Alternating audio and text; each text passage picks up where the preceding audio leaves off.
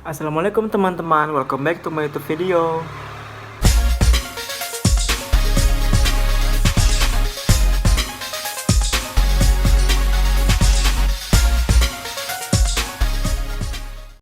Nah, pada video kali ini saya ditugaskan membuat video tentang proses konseling menggunakan teknik self management. Nah, tugas ini tuh dibuat untuk menyelesaikan tugas dari mata kuliah teori dan praktek konseling behavioristik yang diampu oleh dosen Ibu Nur Fadila Umar, SPD MPD. Sebelum itu, perkenalkan dulu, nama saya Rama Pratama. Saya dari kelas B, angkatan 2018, jurusan Psikologi Pendidikan dan Bimbingan, Prodi Bimbingan dan Konseling, Fakultas Ilmu Pendidikan, Universitas Negeri Makassar. Baik, untuk mempersingkat waktu video, mari langsung saja kita saksikan bersama-sama video tentang proses konseling menggunakan teknik self management. Assalamualaikum Pak. Waalaikumsalam, silakan masuk. Makasih Pak. Iya, sama-sama nak. Kalau boleh tahu, siapa ya nama kamu? Nama saya Komar Pak, dari kelas 12 IPS. Oke, baik Komar.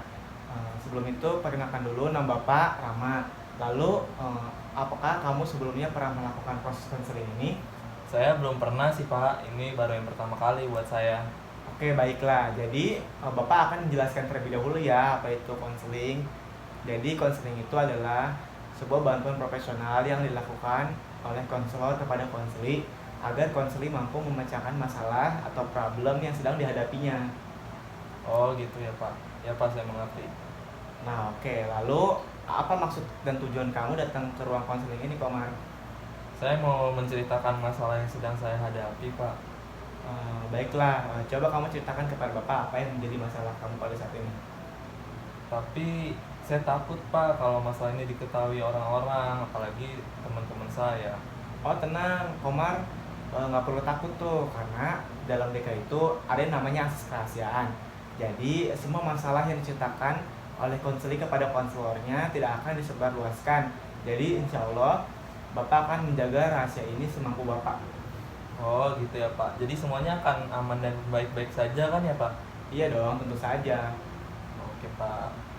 Baiklah, sebelum kita memulai proses konseling pada hari ini, maka ada sebaiknya kita melakukan kontrak waktu terlebih dahulu. Jadi, proses konseling kita pada hari itu memakan waktu 40-45 menit. Tetapi, jika kamu bisa bekerja sama dengan baik, maka proses konseling ini akan semakin cepat prosesnya. Apakah kamu mengerti? Ya Pak, saya mengerti. Nah, Bapak harap kamu bisa aktif ya dalam proses konseling kita pada hari ini. Ya Pak, saya akan berusaha aktif juga dalam proses konseling hari ini. Oke, baik. Sekarang, apakah kamu sudah siap memulai proses konseling kita? Ya, saya sudah siap Pak. Nah, baiklah. Sekarang kamu ceritakan apa yang menjadi masalah kamu pada saat ini. Gini Pak, saya lagi punya masalah, nggak bisa ngatur keuangan saya Pak. Mungkin karena kebiasaan saya dari kecil, apa yang saya inginkan pasti saya akan mendapatkannya. Walaupun sebenarnya barang tersebut tidak penting. Dan sekarang setiap saya pergi jalan-jalan atau pergi ke mall, pasti akan menghabiskan banyak uang untuk membeli sesuatu yang tidak penting. Nah sekarang saya sangat merasakan dampaknya Pak. Setiap uang yang diberikan oleh orang tua saya pasti habis di awal bulan.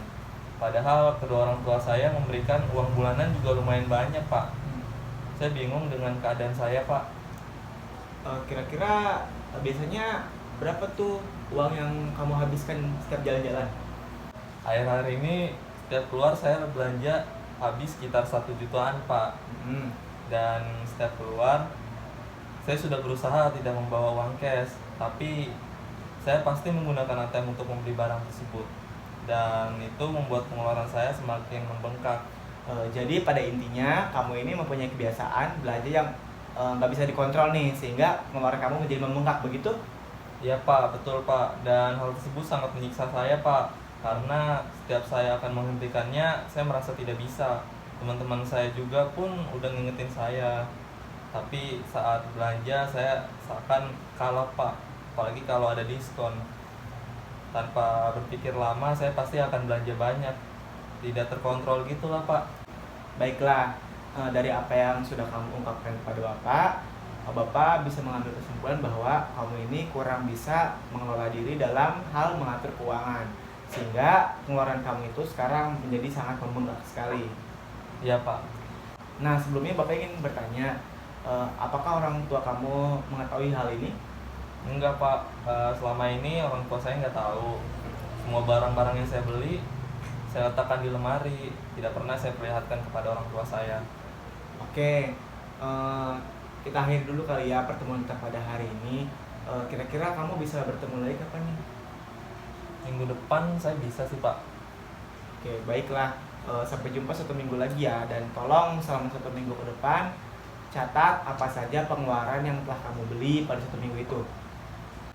Baik Pak, saya akan mencobanya. Terima kasih Pak atas bantuannya. Saya harus kembali ke kelas lagi nih Pak, karena udah mulai pelajaran lagi. Iya nak, berhubung juga waktu sudah menunjukkan kamu harus masuk ke kelas kembali, maka konseling kita pada hari ini kita cukupkan dulu sampai di sini ya nak. Ya baik Pak. Iya nak Komar, saya senang kamu sudah mau berbagi dengan saya dan saya menunggu kedatangan kamu minggu depan ya. Baik Pak, saya permisi dulu ya Pak. Selamat siang. Iya siang. Assalamualaikum Pak. Waalaikumsalam, silakan masuk. Terima kasih Pak. Iya. Ini daftar belanjaan saya yang kemarin Bapak minta. Oh iya. Saya baca dulu ya nak. Baik Pak.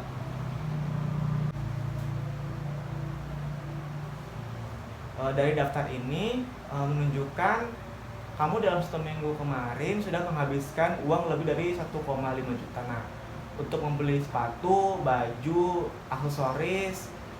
Tapi menurut kamu apa nih yang harusnya kamu lakukan? Saya seharusnya merubah kebiasaan saya Pak. Saya harus hemat. Saya sudah mencobanya berulang-ulang kali, tapi saya selalu tidak bisa nahan hasrat untuk membeli barang-barang yang ada di hadapan saya Pak. Saya juga ingin sekali menghentikan memakai ATM. Jadi saat tidak ada uang di dompet, saya tidak menggunakan ATM Pak. Itu ide yang bagus. Kamu bisa menghentikan dulu penggunaan ATM kamu untuk mengurangi kebiasaan belanja kamu. Tapi saya kurang yakin Pak bisa melakukan itu. Kenapa kamu kurang yakin? Saya yakin kok kamu bisa melakukannya. Bagaimana kalau kita sekarang membuat kontrak? Kontrak apa itu Pak? Ya, kontrak agar kamu menaati apa yang nanti menjadi kontrak kita. Seperti ini. Dalam 1 bulan ini kamu harus mengeluarkan uang tidak lebih dari 500.000. Jika kamu melanggarnya, kamu akan mendapatkan hukuman. Dan jika kamu bisa melakukannya, kamu berhak mendapatkan hadiah. Apakah kamu mengerti? Ya Pak, saya mengerti. Baiklah, silakan kamu memikirkan berapa jumlah uang yang harusnya kamu keluarkan dalam 1 bulan depan. Ya Pak, baiklah Pak, dalam 1 bulan ke depan saya harus bisa hanya mengeluarkan uang tidak lebih dari 700.000. Saya tidak akan belanja barang-barang yang nggak penting dan hanya mengeluarkan uang untuk kebutuhan kuliah saja. Dan saya pun untuk sementara nggak akan gunain ATM lagi Pak. Oke, menurut Bapak uang 700.000 itu sudah bisa ya mencukupi kebutuhan kamu dalam 1 bulan. Nah, untuk mengerjakan tugas, uang jajan, dan kebutuhan yang lain tanpa berbelanja berlebihan. Nah, sekarang kita tentukan konsekuensi apa yang akan kamu terima jika kamu melanggarnya. Apa ya Pak? Begini deh, jika saya mengeluarkan uang lebih dari 700.000 dalam 1 bulan ke depan, pada bulan depannya saya akan mengurangi jatah bulanan saya menjadi 350.000 Pak. Oke. Dan jika saya menggunakan ATM saat belanja, maka saya akan membayar denda sebesar 50.000. Jika saya berhasil melaksanakannya dan saya tidak kembali untuk melakukan belanja berlebihan, maka saya berhak untuk liburan ke luar negeri saat liburan. Oke, tadi kamu sudah menentukan apa hukuman dan hadiah yang sesuai untuk kontrak kita pada kali ini. Tolong kamu tuliskan di selembar kertas sebagai tanda bukti fisik kontrak kita. Ya Pak. Bapak yakin kamu bisa melakukannya dengan baik kok, dan kamu jujur ya dengan apa yang telah kamu lakukan. Ya Pak, saya akan berusaha dengan semaksimal mungkin. Untuk 1 bulan ke depan lagi kita akan bertemu untuk mengevaluasi kegiatan agar Bapak tahu nih apakah kamu benar atau tidak nih melakukannya. Dan agar benar-benar treatment ini berjalan dengan lancar, Bapak akan menginformasikan hal ini kepada orang tuamu agar mereka bisa memantau pengeluaran kamu nih. Baiklah Pak, saya juga akan meminta bantuan teman-teman saya agar mereka mengingatkan saya tidak belanja berlebihan lagi. Terima kasih atas bantuannya Pak. Iya sama-sama nak. Berhubung juga waktu menunjukkan bahwa kamu harus masuk kelas kembali, maka kita akhiri proses konseling kita pada hari ini ya nak. Oh iya Pak, saya juga harus kembali ke kelas Pak. Iya baik nak. Jangan sungkan ya untuk datang kembali lagi untuk menceritakan masalah kamu. Iya Pak, terima kasih. Iya sama-sama nak. Assalamualaikum Pak, izin pamit ya. Iya waalaikumsalam nak. Nah itulah tadi video yang dapat saya sampaikan. Kurang dan lebihnya mohon maaf. Wassalamualaikum warahmatullahi wabarakatuh.